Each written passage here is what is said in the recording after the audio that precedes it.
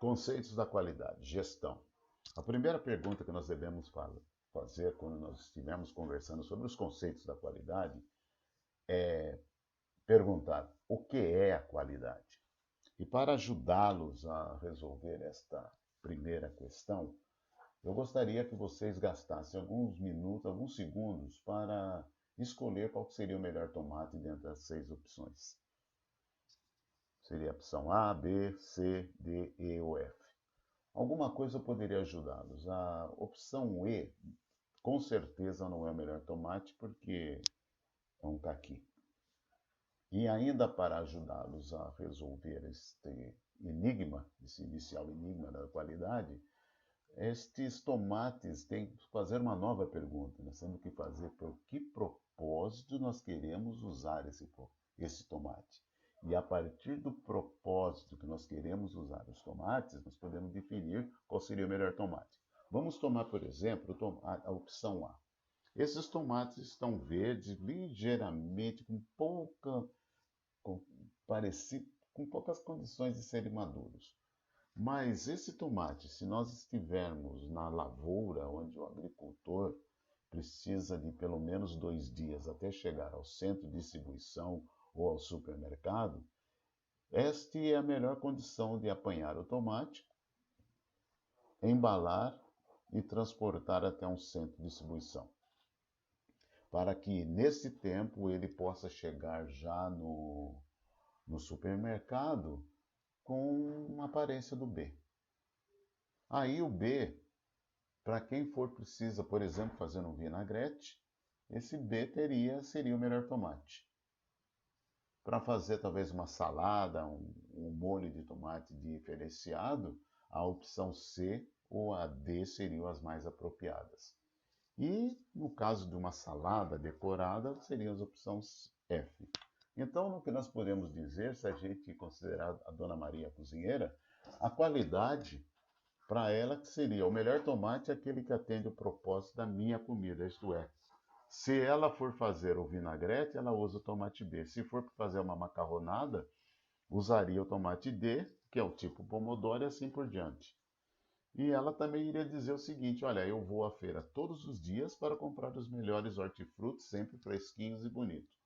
Então, esse conceito de qualidade é sempre associado qual é o propósito. Não esqueçam disso.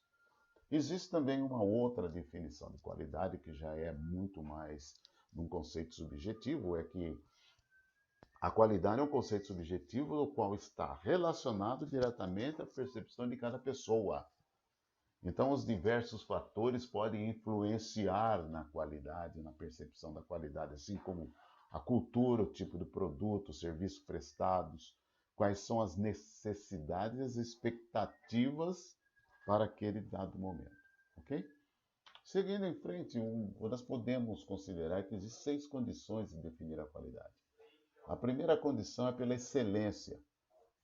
A gente sempre tratando aqui de comida, que é mais fácil para a gente fazer as nossas associações, é de que a qualidade significa o que é melhor que nós podemos fazer. Por exemplo, o cannoli, o famoso cannoli da Rua da Moca, na Moca, lá perto do Juventus, é o melhor cannoli do Brasil. O torresmo aqui em Campinas, por exemplo, que é do Candreva, é muito bom. Alguns pastéis de feira, churrasco, algumas pizzarias. Então, a qualidade prima pela excelência. A partir disso, nós podemos considerar também a qualidade como valor. Mesmo que, por exemplo, nós temos um restaurante de autosserviço, que é o melhor autosserviço, mas ele oferece a qualidade de acordo com aquela necessidade daquele cliente, com o bolso, com o valor que a pessoa pode dispor para ter uma boa comida dentro daquele valor. Assim como os restaurantes à la carte têm vários que, apesar do preço, são bons, e restaurantes gourmet de alta cozinha também. Aí está associado ao valor. Quanto às especificações, nós podemos levar em consideração o seguinte: é quando nós planejamos a qualidade. Existe, por exemplo, quando está associada à receita, quando a gente faz a comida, por exemplo, um bolo, e sempre repete as mesmas medidas, sempre xícara, colher, ou copo, ou uma chavena, como costumo dizer, nós podemos definir que a qualidade é por especificações. E quando se produz em grandes quantidades, que é o caso de bolos comerciais e pães de forma, por exemplo, as quantidades têm que usar outro tipo de unidade de medida, que são mais críticas e severas, mas assegura o quê? O próximo etapa que nós podemos falar que é a conformidade, no qual significa que o produto ou serviço está de acordo com as especificações acima. Nesse caso, nós podemos tomar, por exemplo, as grandes redes de pizza, de hambúrguer, que sempre fazem as mesmas comidas, as nossas expectativas são sempre as mesmas. Independente do local, do país, da cidade que se vai, você vai encontrar sempre o mesmo tipo de qualidade, o mesmo tipo com a qualidade conforme as suas expectativas. E regularidade é quando significa uniforme, é sempre fazer os produtos idênticos, independentes também do local. Exemplos que nós podemos citar como esses são os biscoitos, os chocolates, os panetones e materiais, produtos enlatados, eles sempre mantêm a mesma regularidade. A nossa expectativa, quando nós abrimos uma lata ou abrimos uma embalagem, vamos encontrar aqueles produtos sempre de acordo com as nossas expectativas. E também, por último, é quando a qualidade significa excelência do projeto e ausência de deficiência. Por exemplo, nós podemos também, como exemplificar, as grandes redes de alimentações rápidas, as grandes empresas de produção de produtos enlatados. Agora também nós temos empresas, açougues especializados que sempre vão atender às expectativas, sempre com aqueles mesmos padrões de qualidade. Então, isso nos ajuda a definir a qualidade. E recapitulando, então, a qualidade ela pode estar definida pela sua excelência, pelo seu valor, as especificações, a conformidade, a regularidade e a adequação ao uso.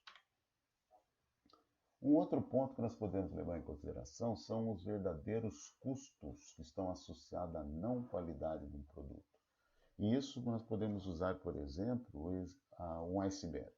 O iceberg normalmente ele tem 10% dele aparece na superfície do oceano e os outros 90% estão escondidos.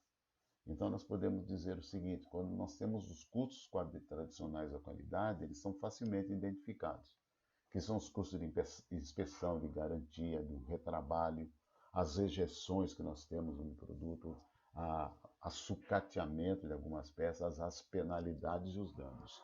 E os custos de qualidade escondidos são todos aqueles que estão, por exemplo, a perda de lealdade do cliente. Se você atender mal o seu cliente na sua loja, você tem um custo indireto, escondido, que vai afetar a parte tangível do seu iceberg lá em cima. O excesso de inventário. Quando tem muito inventário, afeta a sua qualidade. Muito inventário pode passar o prazo de validade de uso de um produto e você não pode vender ou tem que acelerar a venda dele para vender dentro do prazo, mas tem que abaixar o preço.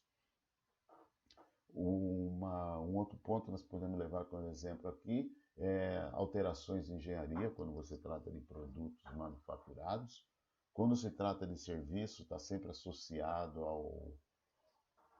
à insatisfação do cliente, que também implica em perdas de venda, e sempre quando há muito retrabalho, estão sempre associados a hora extras, e esses custos são sempre afetam o que nós chamamos os custos da não qualidade. Esses são os verdadeiros custos. Também tomando, por exemplo, o iceberg, nós temos problemas de produtividade e qualidade. Os problemas aparecem em cima, sempre aqueles 10% maior do iceberg que estão encobertos na superfície, são os desperdícios. E nós podemos, ao longo do tempo, nós vamos falar também sobre desperdício, mas nesse momento nós temos que admitir que os problemas de produtividade e qualidade estão sempre associados aos desperdícios. Essa sigla que é PDCA, o PDCA é um ciclo que foi chamado por nome em inglês, no qual significa as seguintes etapas. A primeira, o P, é o P de plan, ou planejar. Você, quando vai executar um trabalho, tem uma tarefa a ser feita, a primeira coisa importante é fazer o planejamento dessa tarefa.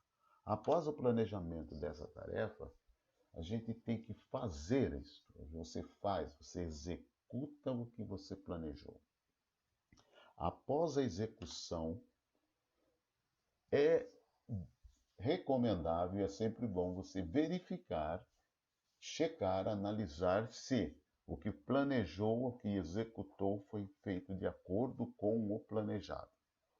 E, se por acaso estiver algum desvio, você precisa corrigir eventuais erros, você toma uma ação de correção, a partir disso volta no processo, planeja um novo processo já com a ação corrigida, executa, verifica e verifica mais uma vez se precisa tomar algumas ações corretivas. O exemplo disso que nós podemos tomar é todos os nossos dias, quando nós acordamos de manhã, nós temos uma série de ações e de tarefas planejadas no dia anterior para que a gente possa sair em tempo de casa, quer seja para caminhar até o ponto do ônibus ou dar partida no nosso carro e ir ao trabalho.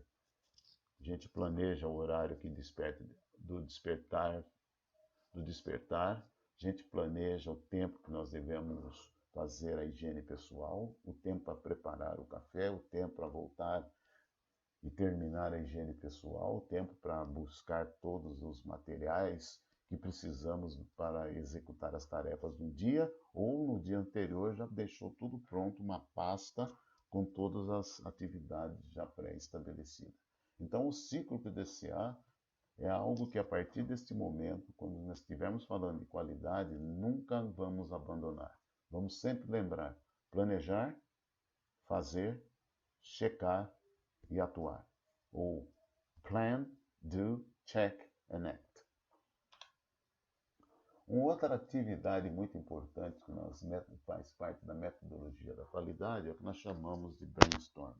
O pessoal de Minas Gerais traduziu isso como toró de parpite. O que significa isso? É uma tempestade de ideias. Essa expressão inglesa, no qual juntou as palavras brain, que é cérebro, e storm, que é tempestade. E aí, definitivamente, como nós podemos dizer, né, é um toró de parpites, em qual você vai trocar ideias, sempre não interrompendo o outro interlocutor ou aquele grupo para discutir e buscar soluções que sejam muito mais sólidas, mais robustas. Mas algumas regras precisam ser atendidas no brainstorm. Em primeiro lugar, seria a ausência de julgamento ou de autocrítica. Quaisquer ideias são bem recebidas. Todas as ideias são aceitas, mesmo aquelas aparentemente absurdas. E o objetivo é sempre incentivar o grupo a liberar todo o seu cabedal de conhecimento, a sua criatividade, sem barreiras, sem restrições. Alguns exemplos que eu posso dizer em brainstorming é que um exemplo clássico, isso já se faz mais de 50 anos, tinha uma empresa que produzia pasta dental, estava tendo queda nas vendas. E o grupo de engenheiros e diretores, pessoal de marketing, de vendas e desenvolvimento de produto, estavam numa sala conversando muito sobre isso, qual seria a solução. E também tinha lá um senhor que servia café, de vez em quando servia uma água, um café, e o pessoal sempre discutindo, não estava chegando a nenhuma conclusão que pudesse aumentar as vendas. Até que essa pessoa, que não fazia parte do processo, mas ele pediu um tempo para dar uma opinião, o pessoal de mente aberta deram essa oportunidade. E ele simplesmente falou, por que vocês não aumentam o diâmetro do tubo da tampa? É isso que aconteceu. Aumentando o diâmetro, o consumidor... Geralmente o consumidor sempre coloca o mesmo comprimento de pasta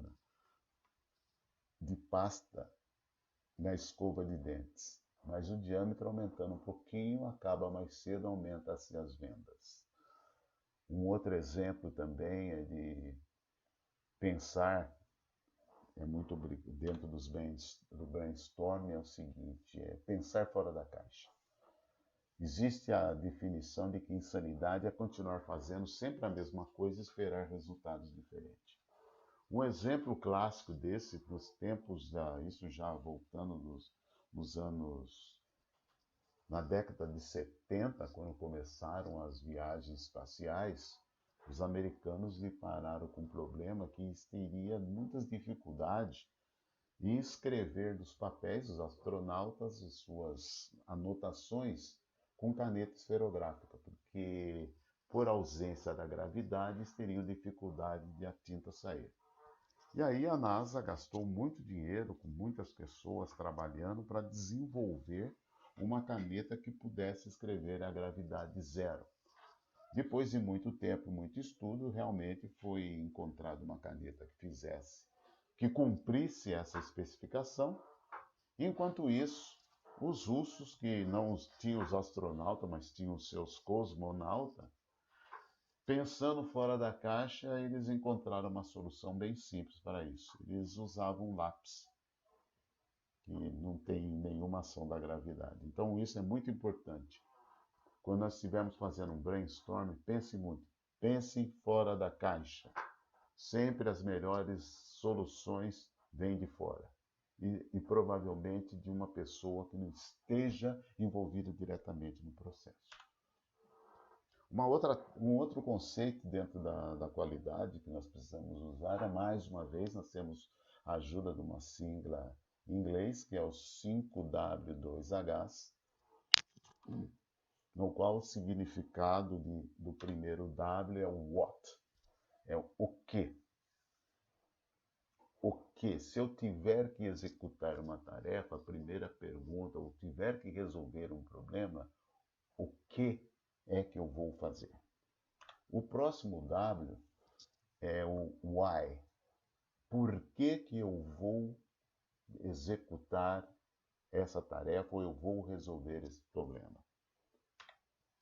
O próximo é quem. Quem é o profissional ou quais são as pessoas mais adequadas para estar envolvido nessa tarefa ou na solução desse problema. O próximo W é o where. Where? Onde? Onde será feito executar essa tarefa? Onde será resolvido esse problema? E o quinto W é when. Quando? Quando é que nós executaremos essa tarefa? E o primeiro H é o how, como deverá ser feita essa tarefa, e finalmente o último H é quanto custa. Todo trabalho tem um custo, o trabalho de todas as pessoas tem um custo, e isso tem que ser calculado e também considerado na análise de um problema ou na solução e na execução de uma tarefa. Então, recapitulando, é o what, que é o que, why, por quê, who, quem, when, quando, where, onde, how, como e how much, quanto custa. Um exemplo que nós podemos tomar desse brainstorm é o seguinte. O primeiro, o quê? O primeiro, o quê? Vamos tomar, por exemplo, que nós vamos realizar um churrasco. Esperamos que após o Covid-19, todo esse isolamento, a quarentena, o lockdown e outras alternativas que estão tomando para conter o novo coronavírus, o pessoal vai finalmente se reunir e fazer um churrasco. E esse churrasco tem que saber o que é que nós vamos fazer, seria realizar um churrasco. A próxima etapa desse churrasco seria por que nós vamos fazer esse churrasco? Olha, nós vamos fazer esse churrasco porque nós queremos reunir a galera após o isolamento do convite. Aí que nós temos, quando sempre a gente estivermos trabalhando com 5W2H, o quem para um churrasco é a pessoa mais importante. Quem é a pessoa melhor preparada para garantir que nós vamos ter o melhor churrasco de toda a nossa vida? Eu vou dizer, é o fulano, é o churrasqueiro. essa pessoa vai realmente definir a qualidade do produto churrasco de todas as carnes.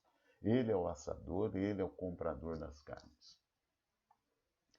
Este é a figura mais importante, é o quem. Depois disso, nós temos que saber onde nós vamos fazer o churrasco. Provavelmente vai ser na chácara do ciclano. Depois, quando? Aqui era uma data antiga, mas nós podemos considerar que provavelmente já no início de junho, quando acabar a quarentena, nós estaremos fazendo o nosso fantástico churrasco de final de quarentena. A outra importância também é como será feito. Então, aí, nesse caso, cada pessoa paga o valor acordado e Beltrano compra as carnes e as bebidas. Sempre lembrando que quem definiu a quantidade das carnes, a qualidade das carnes será sempre fulano ou churrasqueiro. E depois disso, é quanto custa, é o rateio. Beltrano faz o rateio e faz o seguinte, pessoal, R$30 por pessoa. Então, esse é o exemplo clássico, fácil da gente assimilar, do 5W2Hs. Uma outra técnica que nós temos usar para resoluções de problemas de qualidade ou encontrar o porquê, a clássica definição, qual é o problema, nós temos que fazer 5 porquê. Nunca nós devemos simplesmente ter um problema e falar o seguinte, achar que a primeira resposta é a solução do nosso caso. Ok? Então, geralmente é o seguinte, qual é o motivo dos 5 porquês? A razão geralmente é porque quando a gente é perguntado qual é a causa de um problema, geralmente o ser humano sempre tende a culpar alguma coisa ao invés de raciocinar e realmente buscar qual é a real causa. E geralmente se diz que quando a gente responde o primeiro porquê é que nós temos um sintoma. O segundo porquê é porque nós temos uma desculpa. A gente vai encontrar um culpa. Enquanto uma desculpa, foi alguém que fez aí, não é bem por aí. O terceiro porquê é porque nós encontramos um culpado. Mas ainda não temos uma causa. Provavelmente a quarta causa, depois do quarto porquê é que nós vamos ter uma causa. Mas nem sempre ainda é a causa raiz. Então faz-se necessário fazer a pergunta, o quinto porquê, que é que nós temos, qual é a causa raiz do problema. Agora nós podemos exemplificar nesse momento. Nos Estados Unidos, na cidade de Washington, existe esse fantástico mausoléu que vocês estão vendo aí, que é em homenagem a Thomas Jefferson. E ao longo do tempo, eles perceberam que a estátua do Thomas Jefferson estava começando a ficar desgastada. E ele estava sofrendo alguns desgastes e depois de algumas investigações, eles chegaram à conclusão que eles estavam sempre lavando, todo dia, antes de abrir para visitação pública, precisava lavar a estátua. Ok? Aí, quando foi feita a primeira pergunta, chegou-se à conclusão de que a estátua do Jefferson estava sendo lavada porque tinha muitas cagadinhas, titicas de pombos que estavam pousando na cabeça do Jefferson. Aí, alguém provavelmente deve ter dado, então vamos colocar inseticida, vamos matar os pombos, vamos colocar um gavião, mas ainda não era. O pombo era simplesmente um culpado, mas não a causa principal. Continuando na investigação, descobriu-se que, olha, os pombos estão lá porque existem muitas mariposas que ficam em volta da estátua do Jefferson. E, continuando na análise, descobriu o seguinte, que mariposa só aparece quando tem luz forte. E, tendo luz forte, as mariposas chegam, voam, acabam ficando lá em cima da cabeça, em volta do Jefferson. Os pombos vêm, comem, fazem suas necessidades e no dia seguinte está lá a estátua suja que precisa ser lavada e tem que ser desgastada. Então chegou-se à conclusão seguinte, que as lâmpadas eram muito fortes. Melhor solução, vamos instalar então lâmpadas que não atraiam tantas mariposas, menos pombo, menos lavada, preserva-se a cabeça e a estátua de Thomas Jefferson. Essa é um exemplo clássico da análise dos 5 porquês. Alguns outros nós podemos tomar também, no caso de uma indústria que tinha os clientes estavam reclamando muito dos atrasos nas entregas. E aí os atrasos na primeira pergunta, porque o produto nunca saía da fábrica no momento que devia sair. E por que os produtos não saíam da fábrica quando deveria sair? Porque as ordens de produção estavam atrasadas. E por que as ordens de produção atrasavam? Olha, porque o cálculo das horas de produção sempre ficava menor do que a realidade. Opa! Então, e por que as horas de produção ficavam menor do que a realidade? Bom, porque eles estavam usando um software ultrapassado. Aí coube mais uma pergunta: e por que o software usado era ultrapassado? Isso porque o engenheiro responsável ainda não tinha recebido o treinamento do software mais atual. E por que o engenheiro não tinha recebido o treinamento? Olha, o engenheiro não recebeu porque não tinha um planejamento adequado no processo de capacitação e treinamento. Uma vez resolvido a capacitação do engenheiro, o engenheiro fez o seu treinamento no software, o software começou a calcular as horas sem erro, as ordens de produção não atrasaram e o produto deixou de ser entregue com atraso. Por isso, nós podemos sempre garantir que causa raiz nesse caso é a falta de planejamento no processo de treinamento e capacitação do engenheiro, dos profissionais envolvidos. Por isso que é muito importante. Lembre-se, 5 porquês. Ou até o 6º porquê, talvez, dependendo da situação, um 7º. Mas, em alguns casos, também, às vezes, num 4º porquê, nós podemos realmente chegar à causa raiz de um problema. E como tinha aberto antes, na base do iceberg, nós temos os desperdícios. O desperdício é o que mais afeta a nossa vida. Nós temos desperdícios de tudo. Então, nós consideramos que nós existimos 8 desperdícios que são importantes. O primeiro desperdício é produção em excesso. Isso vale para qualquer situação, quer seja num serviço, quer seja num produto. No restaurante da Dona Maria, se ela não tiver uma ideia de quantos clientes vêm por dia, ela vai produzir em excesso, ela vai fazer mais arroz, vai fazer mais feijão. Ela não pode. Nesses tempos de Covid-19, nem sempre é mais recomendável os restaurantes self-service. É melhor um restaurante à la carte. Só produza depois que chega o seu cliente. Inventário. O que é inventário? Se você no seu restaurante, você pode ter uma quantidade de todos os ingredientes necessários para a sua comida, arroz, feijão, as carnes, os óleos e todas as verduras. Controle, reduza o seu inventário para fazer frente às dificuldades na sua recuperação do seu negócio. O transporte, perde-se muito tempo, às vezes você tem que transportar muito mais do que é necessário. Espera, é ter que esperar um produto, porque às vezes não fez um planejamento correto, teve que comprar na última hora, tem que gastar dinheiro com ir buscar esse transporte, eu mando um motoboy. Enquanto isso, essa espera, todas as pessoas que dependem desse matéria-prima, desse material para chegar, estarão esperando, salário que é jogado fora.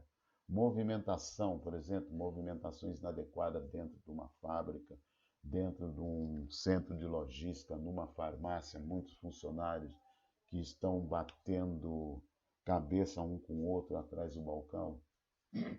Um outro processo também é o processo em excesso desnecessário. Processo em excesso. Você tem muitas perdas e defeitos, quebras, comidas salgadas, mal feitas ou bem passada quando uma clientela gosta da mal passada. Então isso sempre cria. E um dos maiores desperdícios é o desperdício de talento. São pessoas com mais capacidade do que o trabalho que estão executando, ou pessoas não treinadas tentando executar uma tarefa. É muito importante que nós olhamos pelos desperdícios. E gostaria que aproveitasse também para pensar nos desperdícios pessoais, quais são os seus desperdícios no lar, os desperdícios na sua empresa e o desperdício na sua cidade. Aqui nós temos alguns exemplos. Desperdícios nas filas de ônibus, a quantidade absurda de pessoas porque não tem o ônibus necessário ou tem muita espera as pessoas. Desperdício de materiais por falta de planejamento. O desperdício do seu tempo, do talento da sua vida quando se procura compartilhar direção com celulares. Desperdício no trânsito, desperdício de água, ou aquele chefe que é centralizador, que quer fazer tudo ao mesmo tempo agora. Também o desperdício do tempo gasto no Facebook, no Instagram e no WhatsApp. Por isso eu digo, para enfrentar as novas ações, os novos momentos que nós vamos viver depois do isolamento e das quarentenas do Covid-19, é recomendado que nós atuamos e podemos trabalhar mais nos nossos conceitos de gestão da qualidade. E se você quiser saber mais sobre qualidade, assista o meu próximo vídeo, que nós vamos tratar das ferramentas da qualidade e depois também trataremos da resolução do problema. E por favor, registre-se no meu Facebook, no WhatsApp, pode chamar por esse número ou mande-me um e-mail através deste chico_conceição no terra.com.br. Muito obrigado, até logo.